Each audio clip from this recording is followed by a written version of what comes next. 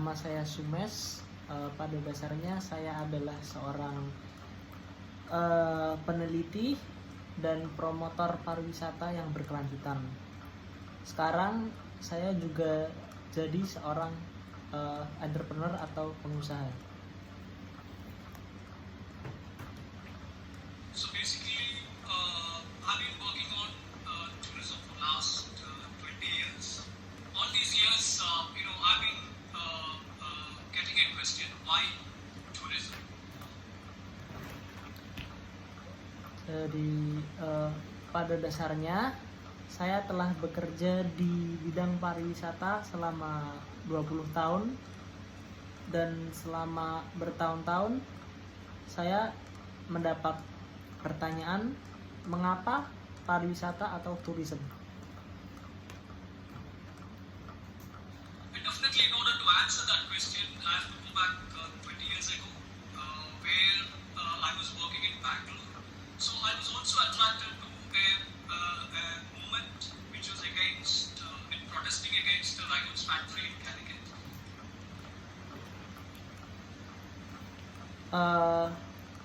Dan untuk menjawab pertanyaan itu, saya harus kembali ke 20 tahun yang lalu, tempat saya bekerja di Bengaluru.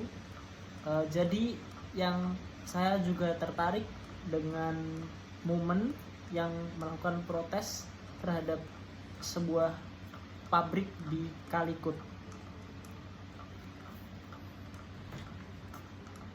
This particular factory was polluting a river and environment, which was also causing a lot of cancer in that region.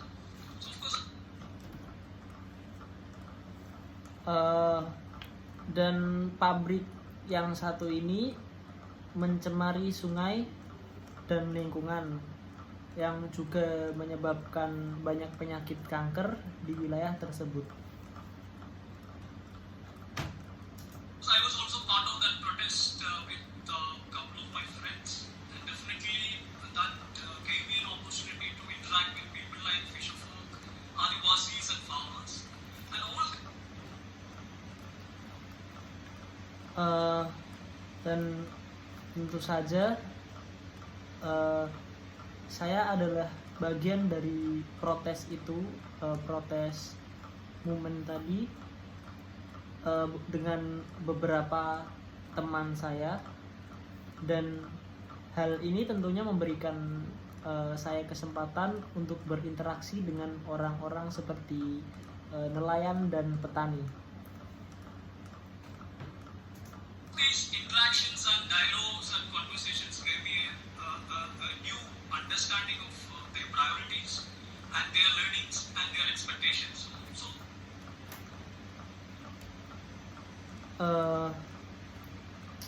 Dan semua interaksi, percakapan, dan dialog ini memberi saya pemahaman baru tentang prioritas mereka, pendapatan mereka, dan harapan mereka.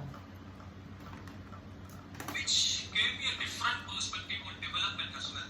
That's exactly my entry point to the development sector, and since then I've been working in development sector with a special emphasis on tourism and development. So this is what Okay, that's so fast. Dan akhirnya memberi saya perspektif yang berbeda tentang pembangunan juga. Itulah titik masuk saya, entry point ke sektor pembangunan. Dan sejak saat itu saya bekerja di sektor pembangunan dengan spesialisasi di bidang pariwisata dan pembangunan.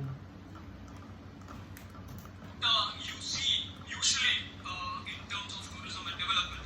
But at the same time, when it comes to reality, or when you go to destinations where real tourism activities are taking place, if you talk to the local communities, you can also get the dark side of tourism. Like for example, this slide shows that tourism is a resource-intensive business. Like it's a very thirsty business.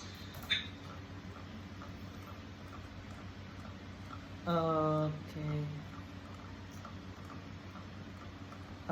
Jadi yang bisa Anda lihat dalam kaitannya dengan pariwisata dan pembangunan, namun pada saat yang sama ketika menjadi kenyataan atau saat Anda bisa pergi ke destinasi di mana aktivitas pariwisata yang sebenarnya sedang berlangsung, atau bisa juga ngobrol berbicara dengan masyarakat lokal, kita akan bisa mendapatkan sisi gelap dari pariwisata ya.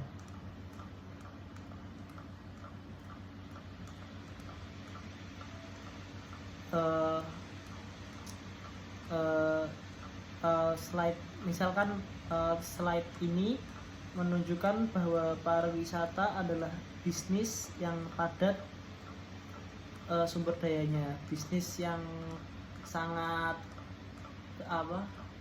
marak. For example, a local residents living in destination, they use 40 liters of water per day, according to UN. But when it comes to tourism, a hotel guest is using 1,785 liters of water. And it is just one slide. And if you consider the carbon emission and other factors which tourism is, in terms of resource utilization, is really huge. And definitely.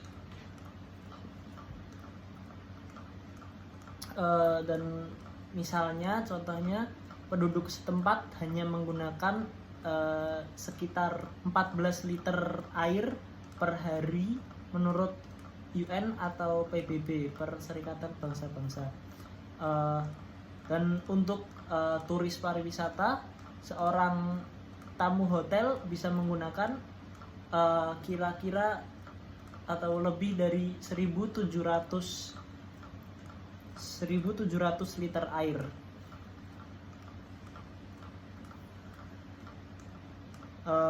Dan ini hanya satu gambaran saja, satu paparan saja, dan itu belum mempertimbangkan emisi karbon dan faktor-faktor lain yang digunakan pariwisata dalam pemanfaatan sumber daya yang sangat besar.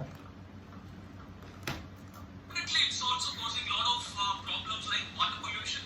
Our little backwater areas are, a classical example of how tourism is affecting water bodies. Like, for example, a proud product of Kerala tourism, houseboats are very largely polluting backwaters today. And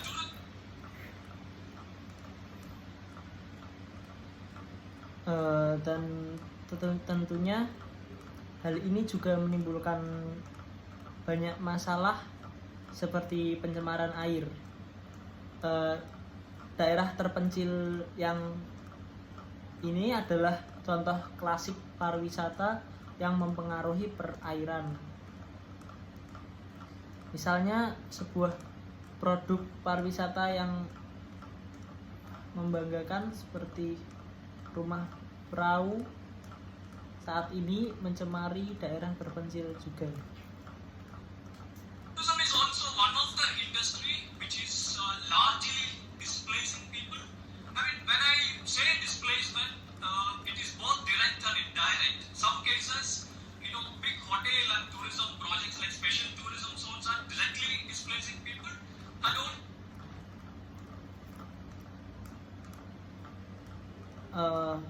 Dan juga pariwisata merupakan salah satu industri yang banyak menggusur masyarakat.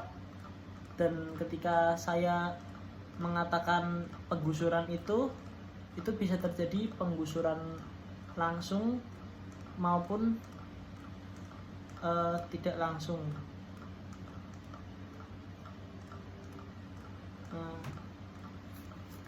So, load of indirect displacement. Like, for example, if you consider the post-tsunami cost Tamil Nadu and Kerala, load of real estate activities took place, and that indirectly displaced communities from the cost. Like, for example.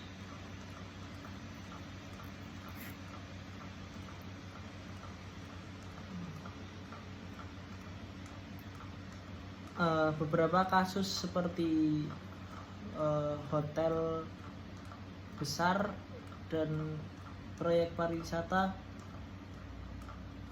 pada khususnya secara langsung menggusur masyarakat. Dan misalnya juga ada juga penggusuran tidak langsung, seperti jika Anda mempertimbangkan biaya pasca tsunami yang terjadi di Kerala. Example again, I'm coming back to Alapi. Some studies says that in the Alapi coast, 70%, nearly 70% of the land already and the fishing community already lost. So you can just imagine.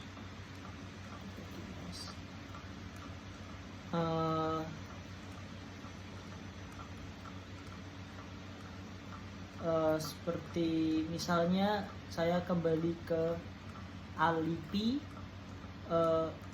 beberapa penelitian mengatakan bahwa kurang lebih 70% daratan pantai Alipi milik komunitas nelayan sudah hilang.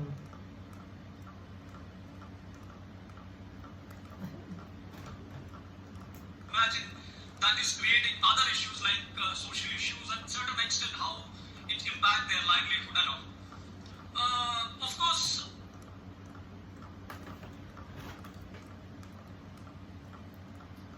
Oke. Bayangkan saja hal ini menimbulkan masalah lain seperti masalah sosial yang tentunya akan berdampak pada kehidupan mereka. so privacy is a big issue in tourism. Like if you go to again backwater areas, we did several studies that people says that they can't do anything because whatever they do, they are being photographed. Like whether they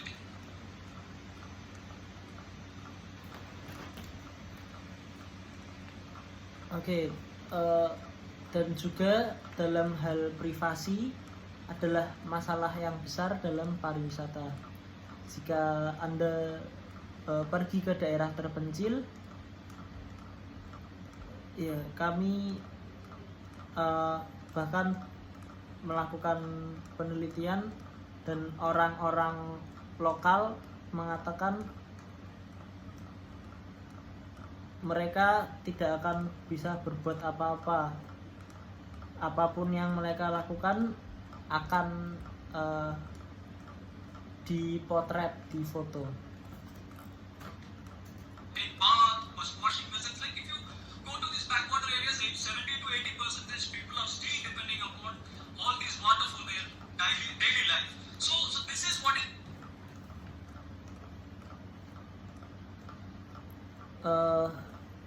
Foto tadi baik saat mandi, mencuci pakaian,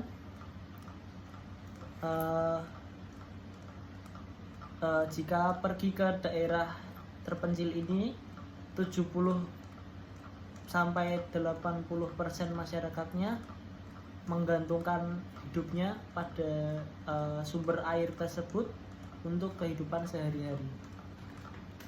Is happening in the name of tourism, and definitely the real question in front of us: who really benefits from tourism and who bear the cost? And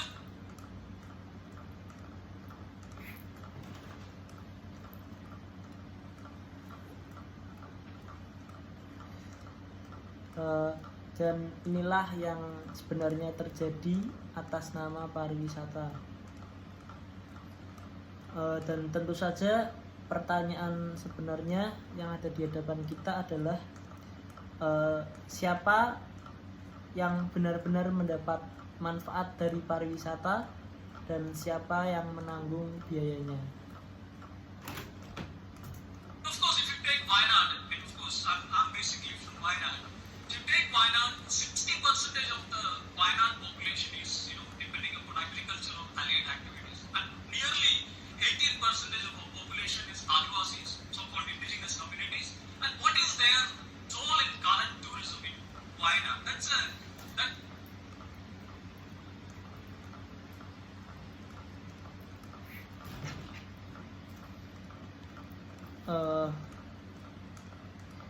Dan tentu saja jika Anda mengambil contoh di Waina,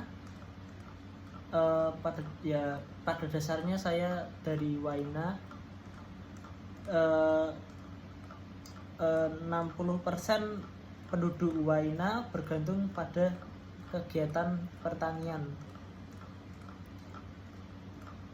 Hampir 18% penduduknya adalah Adiwasi, sebuah komunitas di sana. Dan bagaimana pariwisata di Waina saat ini? That's a really interesting question, especially in the context of tourism and development. These are the larger questions which we need to answer.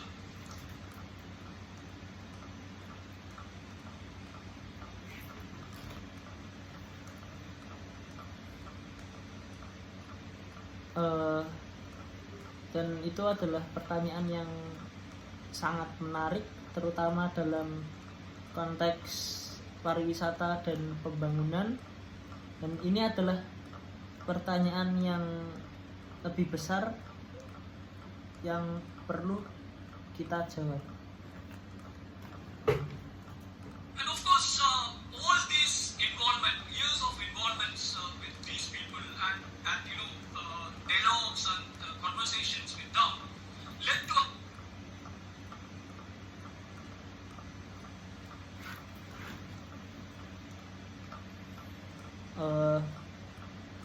dan tentu saja keterlibatan dengan orang-orang ini selama bertahun-tahun dengan dialog, percakapan dengan mereka,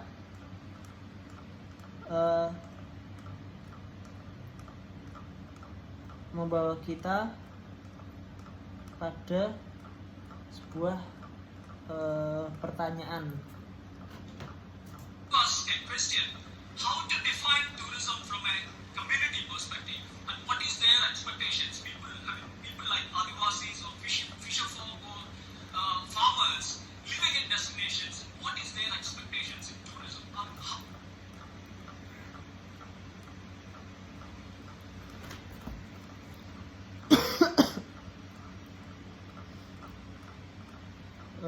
Pertanyaan bagaimana mendefinisikan pariwisata dari sudut pandang masyarakat, dan apa harapan mereka untuk orang-orang seperti Adiwasi, nelayan atau petani yang tinggal di tempat destinasi, dan apa harapan mereka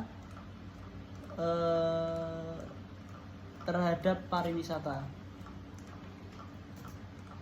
How to meet that expectations, or whether we can meet that expectations, and all these questions, came to us, and we had a lot of dialogues with all these communities, and finally.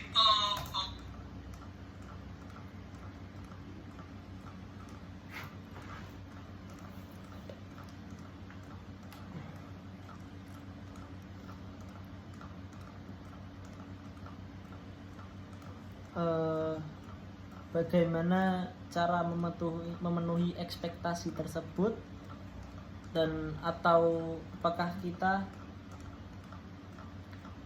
dapat memenuhi ekspektasi tersebut.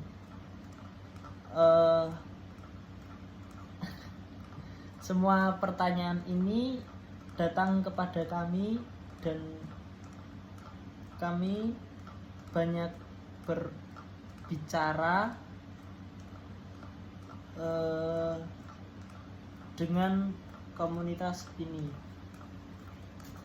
We reached in a point that we need to form a kind of a collective group, and that's exactly my organization I'm working with for the last 12-13 years. And of course,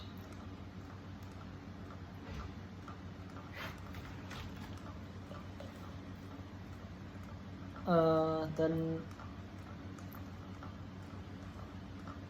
semua pertanyaan ini datang kepada kami yang akhirnya kita mencapai titik di mana kita perlu membuat kelompok, dan itulah kelompok atau organisasi tempat saya bekerja selama 12 sampai 13 tahun terakhir. Because when we started our program, the obvious question in front of us was participation of local communities in tourism. I mean, still,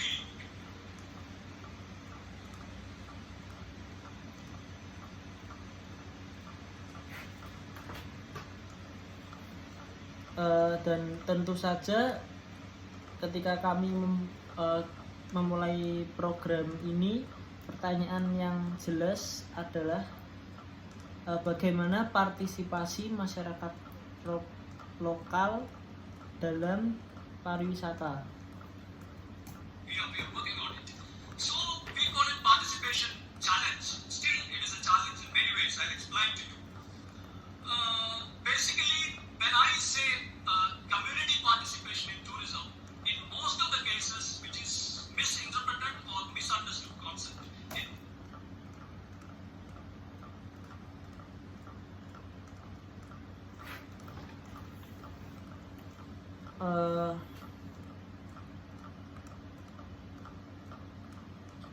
kami masih dalam masa pengerjaannya, jadi kami menyebutnya tantangan partisipasi, namun hal ini memiliki banyak tantangan yang akan saya jelaskan.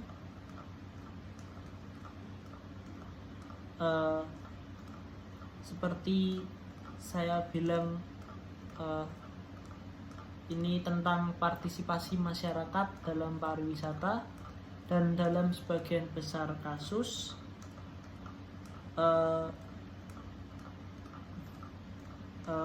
konsep partisipasi disalahartikan atau disalahpahami. in many cases, like even many of the tourism programs, local participation in tourism is defined as menial jobs or low-paid jobs like sweeping and things like that. So many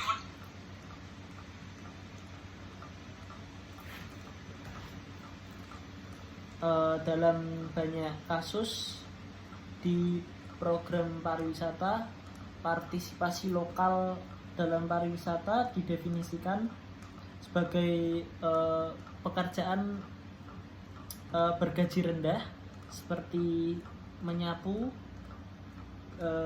dan sejenisnya. If you really analyze the industry, you can see that they claim that they are bringing local community participation in tourism, but that's not sufficient. And also in many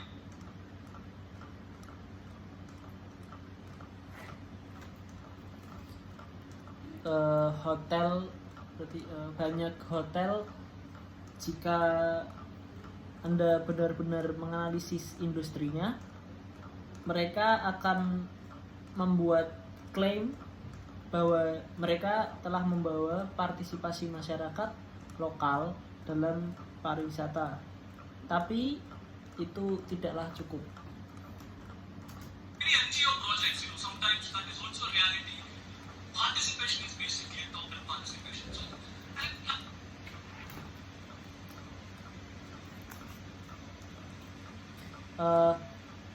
dan banyak terjadi di proyek organisasi tidak untung, non-profit organization, dan terkadang hal tersebut dan kenyataannya partisipasi masyarakat lokal pada dasarnya hanyalah sebuah tanda partisipasi saja.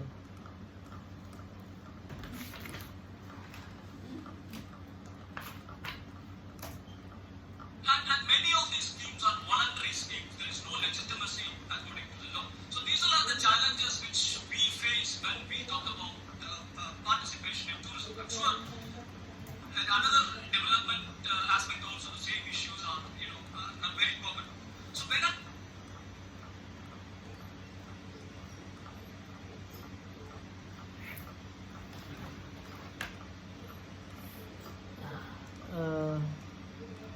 Dan banyak dari skema ini hanyalah skema sukarela yang tidak memiliki keaslian menurut hukum. Jadi dan inilah banyak tantangan yang kami hadapi ketika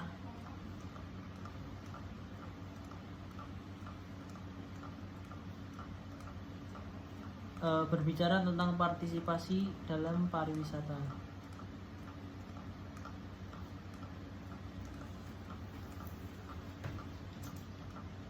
I say participation, especially when we talk about grassroots, what does it mean? What participation mean?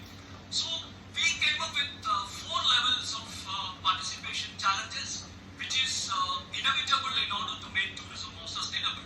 The part-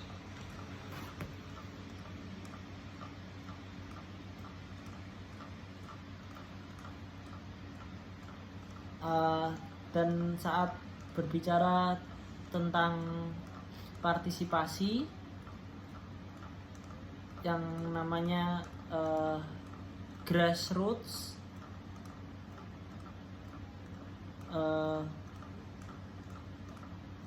yaitu apa arti partisipasi, kami menemukan 4 tingkat dalam tantangan partisipasi. Participation number 1, participation in decision making and governance. So people should get a forum to take decisions on their own life and livelihood. That's very important. And second thing, definitely Dan partisipasi nomor 1 yaitu partisipasi dalam pengambilan keputusan dan pemerintahan. Masyarakat harus mempunyai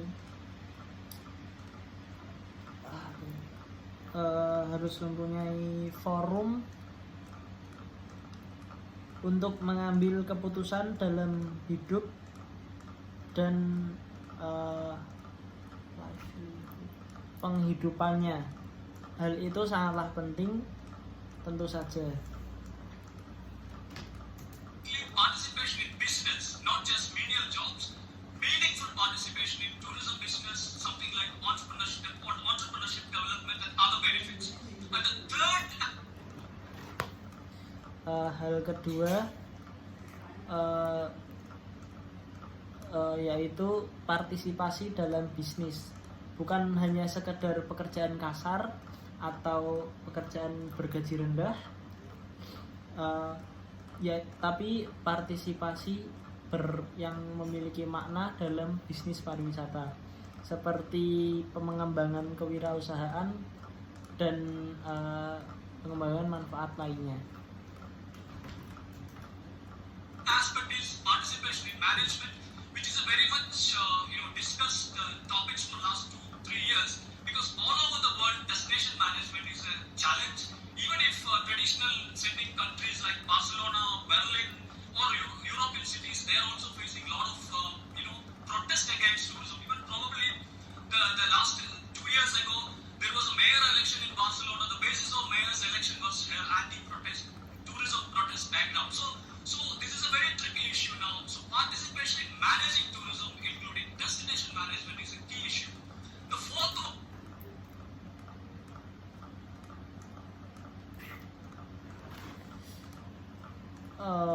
dan aspek ketiga yaitu partisipasi dalam pengelolaan, yang menjadi topik utama selama 2-3 tahun terakhir, yaitu pengelolaan destinasi di seluruh dunia, yang merupakan sebuah hal yang sulit atau sebuah tantangan. Bahkan di negara-negara berkembang seperti negara-negara yang maju seperti Barcelona, Berlin, atau kota-kota Eropa yang juga menghadapi banyak protes terhadap pariwisata. Tepatnya 2 tahun lalu ada pemilihan wali kota di Barcelona. Dasar pemilihan wali kota ini adalah latar belakang protes pariwisata tersebut. Hal ini merupakan permasalahan yang sangat pelik saat ini, sehingga partisipasi dalam pengelolaan pariwisata adalah isu utama. One is very important, especially when you take tourism as a development model, monitoring tourism, whether tourism is beneficial or detrimental to the local community. When you talk about development, it's not just economic benefits. Other benefits are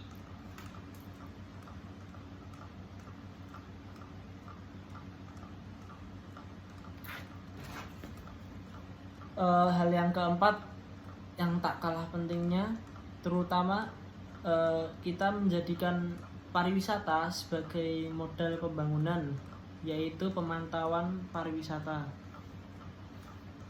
Pariwisata bermanfaat dan juga bisa merugikan masyarakat setempat. Dan membicarakan pembangunan itu bukanlah hanya masalah ekonomi saja. are also important. So how to monitor tourism with local community participation is a multi-billion-dollar question.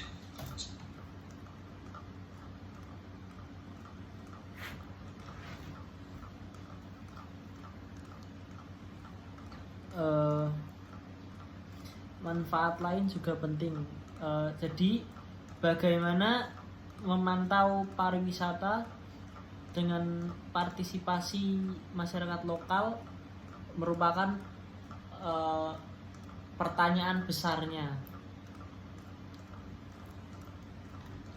So in our program, we are trying a little humble, attempts. All the villages, we are working in many states. All the villages we are working, we are trying to facilitate local communities, facilitation committees and destinations.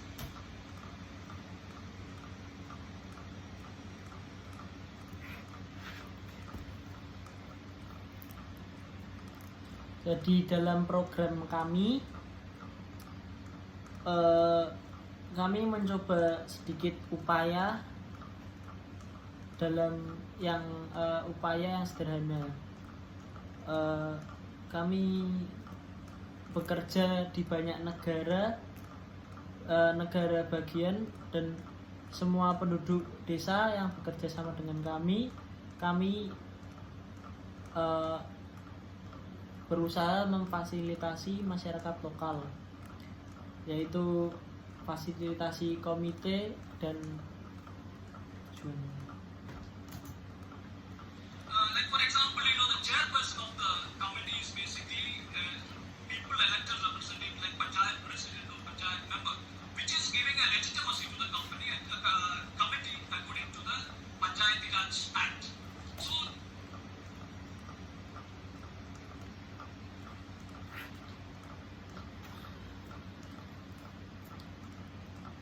misalnya ketua komite yang pada dasarnya adalah wakil rakyat seperti presiden panjayat atau anggota panjayat,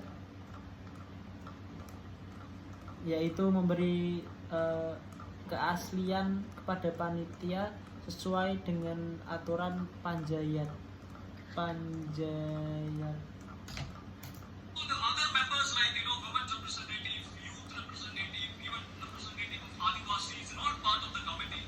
So basically, they are trying to ensure these four levels of participation in tourism and other village development activities in all these villages.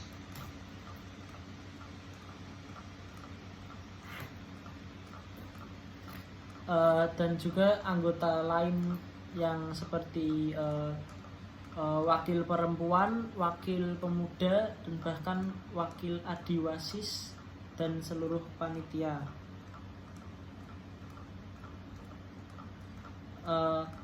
Dan pada dasarnya mereka berusaha memastikan 4 tingkat partisipasi tersebut dalam pariwisata dan kegiatan pembangunan desa lainnya di semua desa tersebut.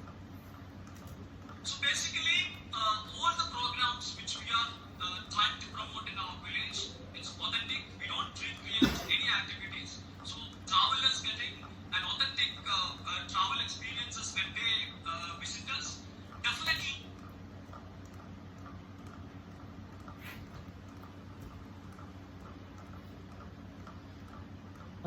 Jadi pada dasarnya semua program yang kami promosikan ini di desa ini adalah kegiatan yang asli dan kami tidak merekayasa kegiatan apapun.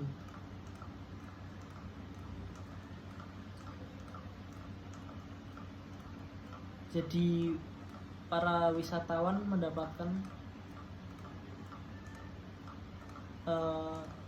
pengalaman yang asli. Which is experiential. And when you talk about market, this is a very rapidly growing market segment. So we get considerable market share also now. Of course, it is slowly changing from its status of niche market to the mainstream market. So when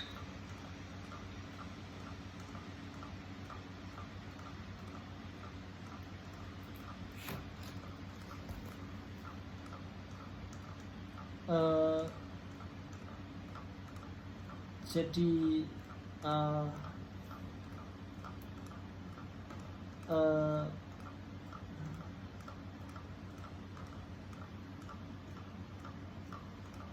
jika berbicara tentang pasar, ini adalah segmen pasar yang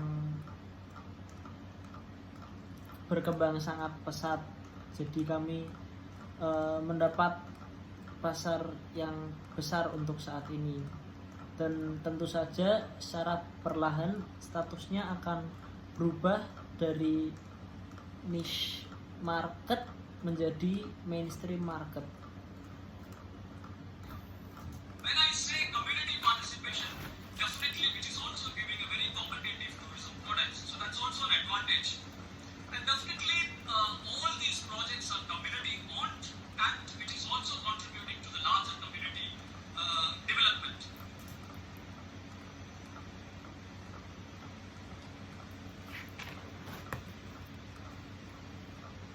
Jadi kalau saat saya bilang partisipasi masyarakat, pastinya juga memberikan produk wisata yang kompetitif sehingga juga menjadi keuntungan.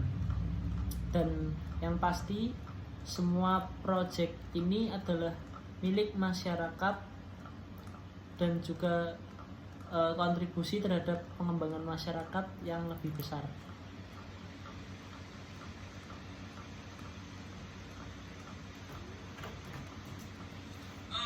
Definitely we are also working with people like women auto rickshaw drivers, rural women in general, and sometimes they work as storytellers, sometimes they also work as other entrepreneurs in tourism. So there are very interesting programs which we develop with women in general in many parts of the country. And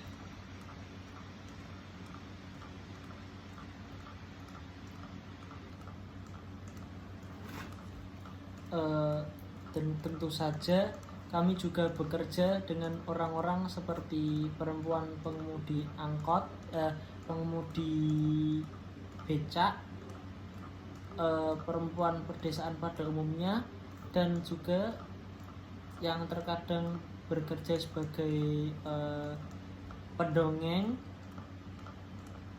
pengusaha atau lain-lainnya. Jadi ada banyak program menarik yang kami kembangkan bersama perempuan secara umum di wilayah negeri ini. sometimes outside of the country also. And I would also like to mention one project which we are doing in the post-flood situation in Wayanad.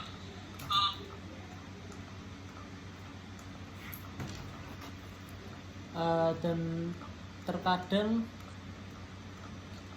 juga di luar negeri, dan saya juga ingin menyebutkan satu proyek yang kami lakukan dalam situasi pasca banjir di Wainat. Basically, there is a village called Tekundara, which is in Wayanad. This village is one of the most affected village during the flood. You can see that the devastation happened in the village. Many farmers lost their crops like coffee, paddy, and so on. So now we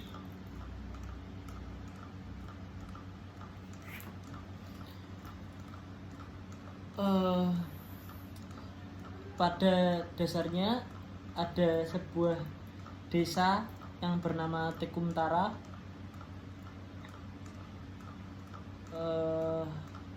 yang terletak di Wainat.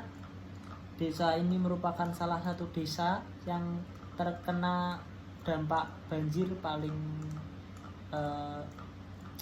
parah, dan terlihat kehancuran yang terjadi di desa tersebut. Banyak petani yang kehilangan hasil panennya seperti kopi, padi, dan lain sebagainya. started working with them. And what we did actually, we started a program, facilitated a program called Naam Anbode. So, which is basically bringing Adivasis, farmers, consumers, and travelers together to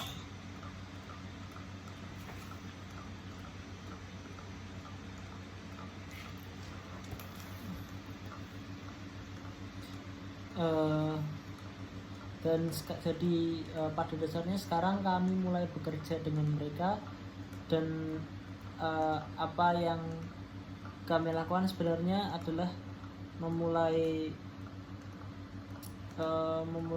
program yang disebut Naam Anbode, yang pada dasarnya mempertemukan para adiwasi, petani, konsumen, dan pelancong ke desa ini. to this particular village. So what we did actually, we found 100 travelers and consumers, and we are all kind of contributed to some money to the farmers and doing joint farming, particularly rice farming, especially rice completely lost during the flood. So it's an interesting process.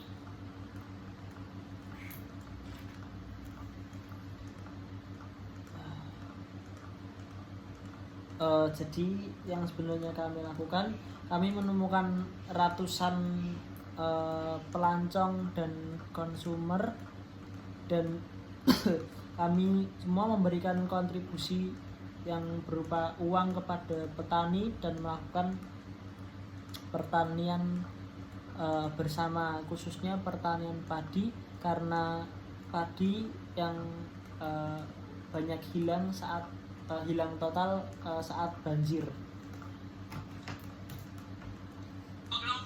Because farmers are getting initial investment without interest, so it's really interesting. And for them, definitely it's a value addition because they are also doing farming in a traditional way, and also it's all organic. And when it comes to customers, they are getting rice, organic rice, quality rice with little less than market price. So it's a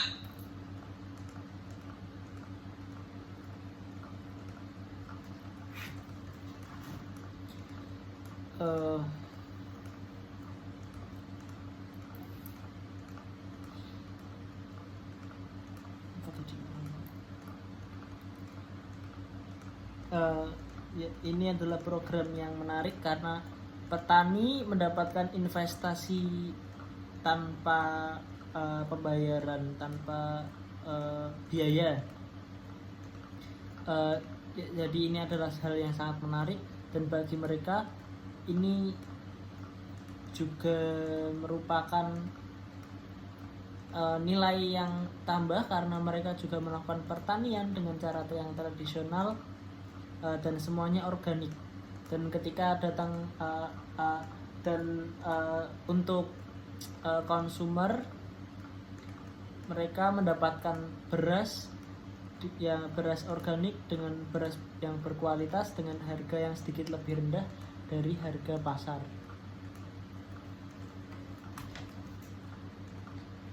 Kind of a win-win situation. It's not a charity.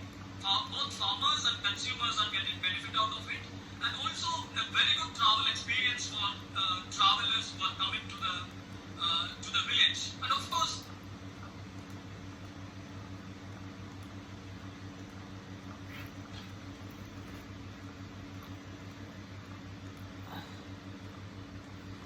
jadi ini adalah situasi yang bisa dibilang saling menguntungkan, bukan sebuah kegiatan amal.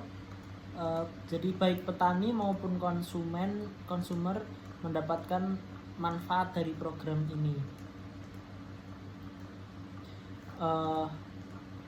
Dan untuk para wisatawan atau pelancong itu akan mendapatkan pengalaman perjalanan yang sangat baik jika datang ke desa tersebut. this also provided employment for people like Adivasis, especially immediately after the flood. The employment situation was very difficult in Wayanad, so that also gave them a livelihood opportunity. And now what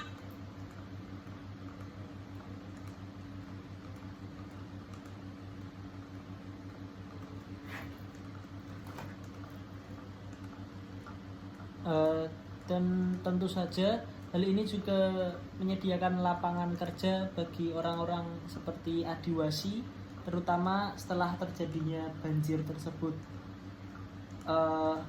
Situasi ketenaga kerjaan yang sangat sulit di Wayanad itu juga memberi mereka kesempatan untuk mencari uang kembali. we did actually, we also developed farmers homestays like other places, which is also giving an additional income to the farmers who are part of the program. And another interesting aspect, what's happening in all these villages, many of the farmers, they want to shift to chemical farming to organic farming. The biggest challenge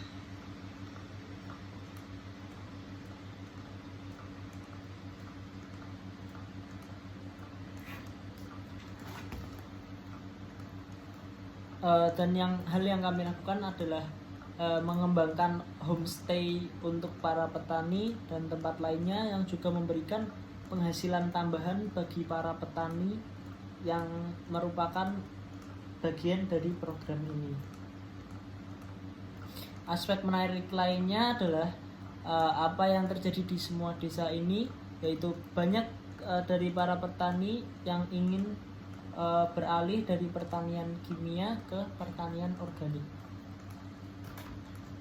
in front of them. During this, transition period, there is a huge income loss. So, what we are trying to do in this particular village, taking tourism as an interim arrangement to cover the income loss during this transition period. So, that is also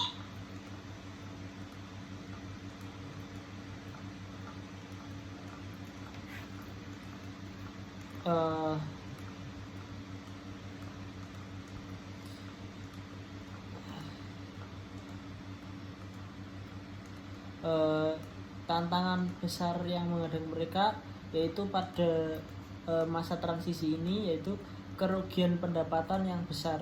Jadi apa yang coba kami lakukan di desa ini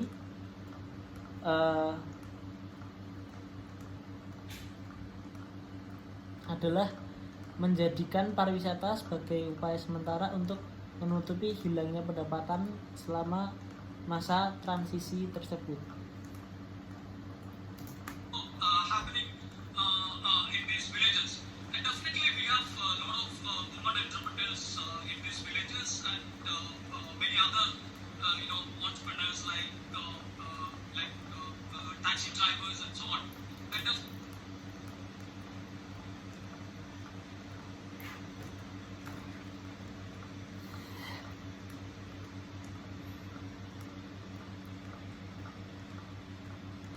jadi itu juga yang terjadi di desa-desa ini, dan yang pasti kami mempunyai bekerja sama dengan banyak penerjemah perempuan di desa-desa ini dan banyak pengusaha lainnya seperti supir taksi dan sebagainya. Definitely, we are also now expanding this to other crops like coffee, pepper, and now we are discussing about the packaging of all these products and different marketing systems and all. So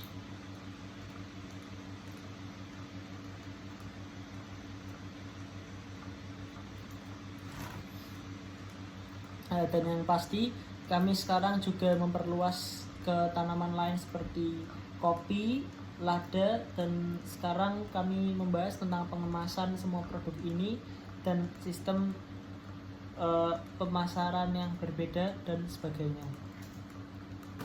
this is also a new development. So definitely, I already mentioned that all these agricultural activities are considered as a kind of a traveler's experience. Many travelers are part of all these efforts. Both they invested also, and also they are coming to stay in the village and they are experiencing the real village life and agriculture. So this becomes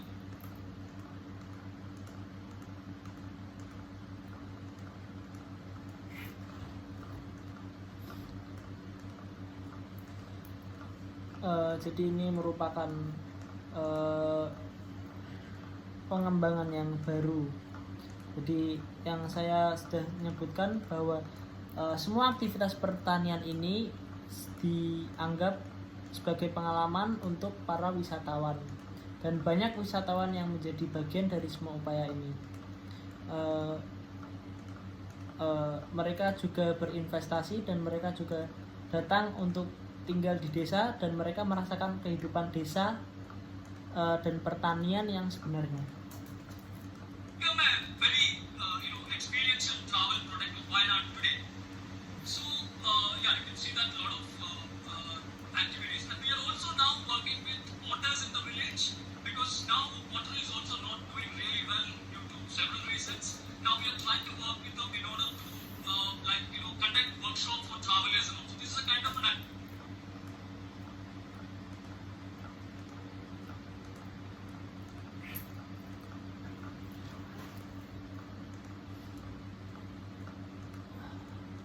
Jadi ini menjadi produk perjalanan Waynad yang sangat berpengalaman untuk saat ini. Jadi Anda bisa melihat banyak sekali aktivitasnya dan kami sekarang juga bekerja dengan pembuat tembikar di desa.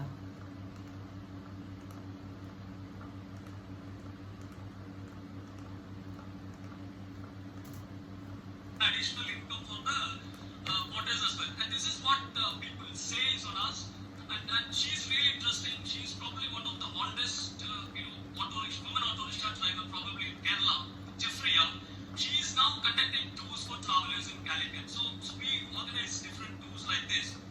And of course, many farmers, they took this homestay program as a interim or additional income program during the agrarian crisis. And you all know Wayanad agrarian crisis was very well known after Vidarbha. Wayanad was the place where most of the farmers committed suicide in India. So definitely.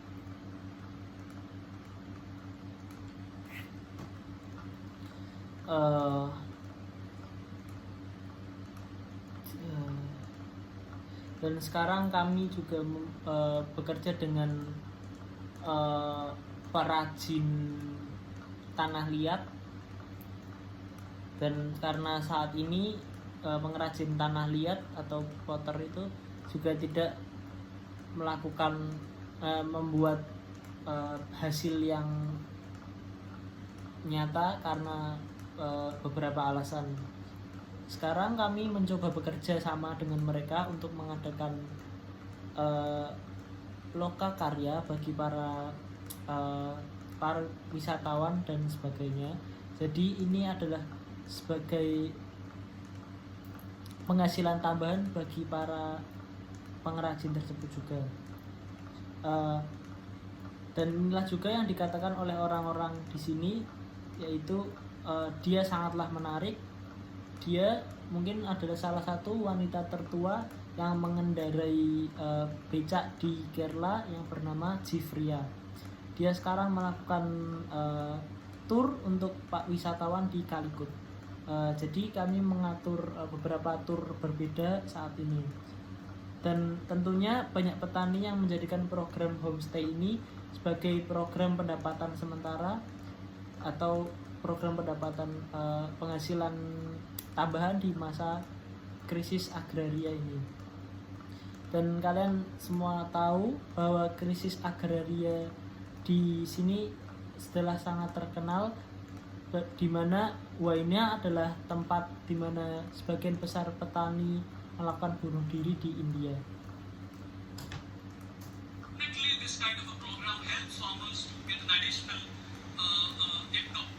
And of course, he's a very young farmer. He's also diversifying his income, like auto rickshaw. Sometimes he's also working as storyteller. So this program also giving them an additional income. And this is another interesting program which is near Kayankulam. In a post-tsunami coast, 7 women, they formed a self-help groups and they built a solar eco-friendly cottage and they are running this business. So we help them with how training and also we are now marketing the program.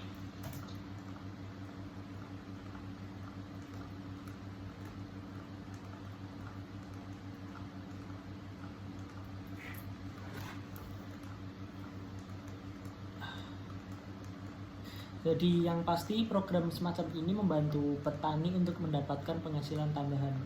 Dan tentu saja dia adalah seorang petani yang muda dan dia juga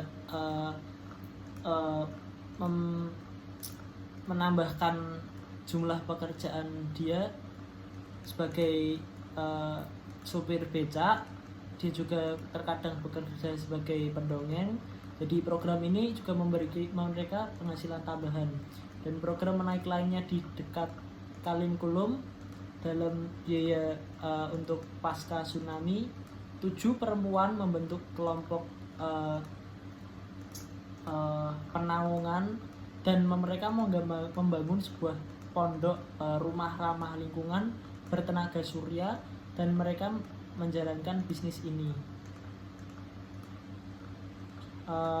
Dan kami membantu mereka dengan program pelatihan kami dan sekarang kami juga memasarkan program tersebut. So definitely training program is one of the most integral part of our organization. I mean in financial terms I would say last year something like 25-26% of our total budget allocation is for training. So when I say training, we have a complete training module for homestays, rural women. We have a module for storytellers like communication, presentation and so on, and also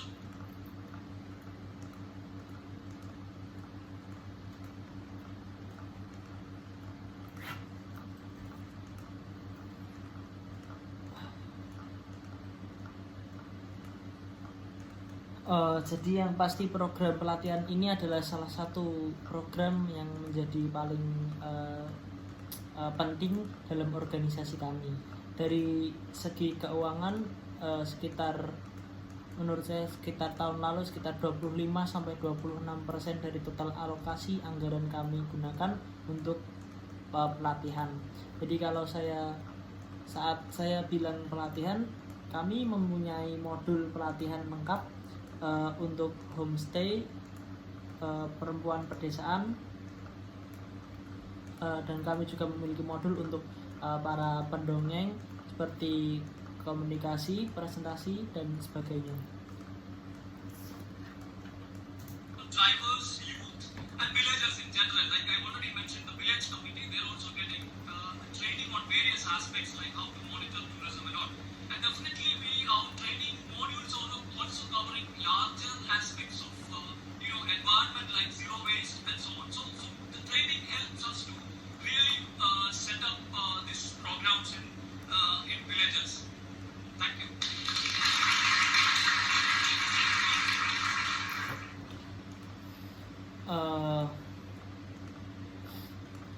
Dan juga para pengemudi, pemuda dan penduduk desa pada umumnya seperti yang saya telah sebutkan, komite desa juga mendapatkan pelatihan dalam berbagai aspek seperti cara memantau pariwisata dan sebagainya. Dan yang pasti model pelatihan kami juga mencakup aspek lingkungan yang lebih luas seperti zero waste atau nol yang dibuang dan sebagainya. Jadi pelatihan ini membantu kami untuk benar-benar menyiapkan program ini di desa-desa. Terima kasih.